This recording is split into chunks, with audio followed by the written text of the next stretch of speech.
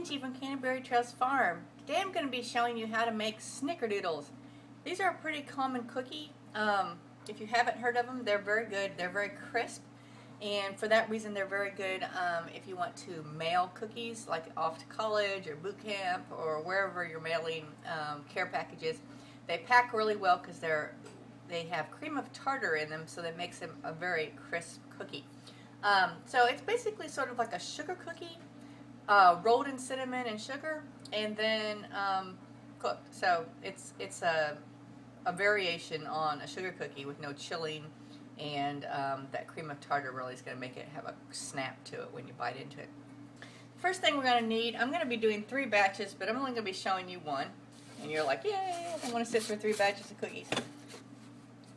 Okay, the first thing we're going to need to do is cream our softer ingredients like sugar and the butter and stuff. So let me start with getting the sugar. We're going to need 1 1/2 cups of sugar. We need 1 teaspoon of vanilla. We need 1 teaspoon of baking soda. We need 1/2 cup of shortening.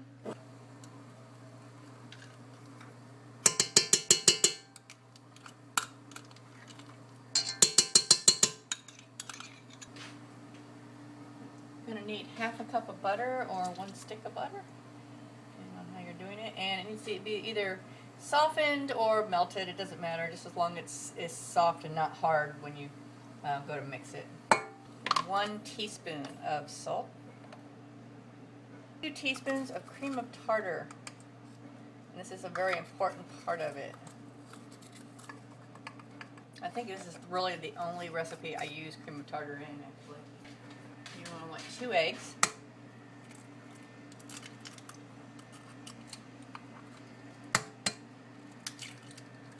You're going to need a bowl that you're going to roll.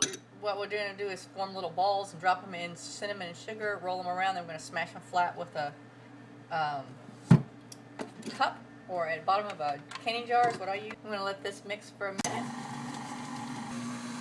Okay, when that looks like it's thoroughly mixed, you want to begin gradually adding 2 3/4 cups of flour. Also, remember when you're greasing your cookie sheets, the trick that I told you about, and I don't remember which video it was now, but I saved my butter papers, my butter wrappers from my butter sticks, and that's what I save them in a big baggie in the refrigerator. And whenever I'm going to be baking and I need to grease my cookie sheet, I just take that out and set it on the counter in its big baggie, and it begins to soften while I am preparing whatever it is I'm baking. And then I grease my cookie sheets with those wrappers and throw them away. That way I get use out of the last bits of butter that was clinging to the wrappers. So what you need in another bowl, you need 3 tablespoons of sugar and 2 tablespoons of cinnamon. You want to just mix that all up.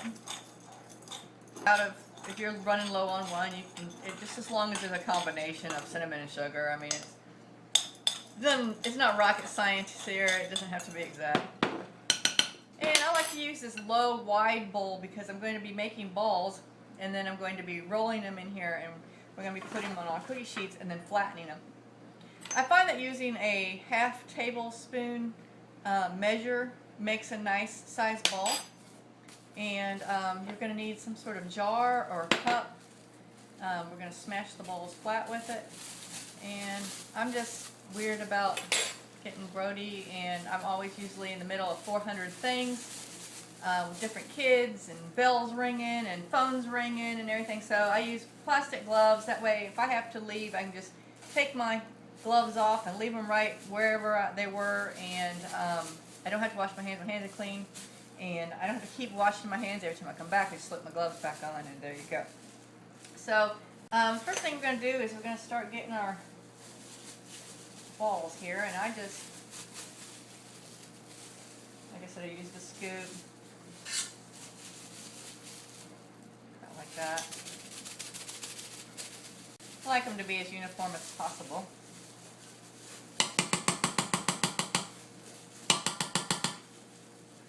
I learned that trick from my big kid's grandmother. She always made perfect chocolate chip cookies, and they were always exactly like the same size. They were like, I remember the first time I watched her make cookies, I just marveled at the uniformness of, uniformity, I guess would be the word, of her cookies anyway. So I studied her method, and I've tried to copy it.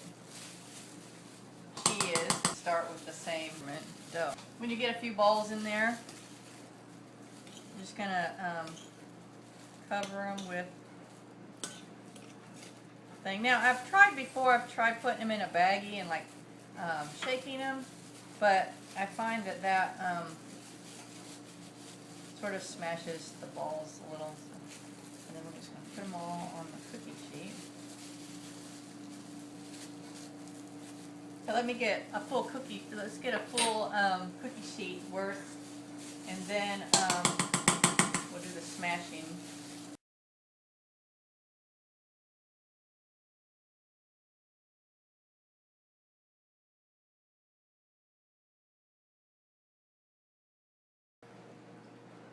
Okay, I went ahead and did 2 cookie sheets because I like to do 2 at once. I've got 2 ovens, but I only have 3 cookie sheets, so I guess I could go ahead and do 1 cookie sheet in the oven, but it seems sort of inefficient. So you're just going to take a bottom of I just got a pint-sized jar, and lightly just sort of turn and twist. You don't want to smash it hard. You're not trying to make them permanently part of the cookie sheet or anything. If it starts to stick, you can just dip the bottom of your... So we're going to bake them 8 to 10 minutes in the 400-degree oven. And they are out of the oven, and I have put them on a paper towel, which I don't normally have. We went to Colorado to see my husband's parents not too long ago, and while we were there, we stayed in a motel or a hotel that had a like kitchen suite, and they gave me a brand new free roll of paper towels. So I brought those home, and I've been saving them for making cookies, so I can spread them out on there instead of foil, because foil is a little bit more expensive, to let them cool. So I'm going to let them cool here, and then I'll put them in my bowl. As you can see, they turned out pretty perfect. They're nice, and they have a nice crisp crunch.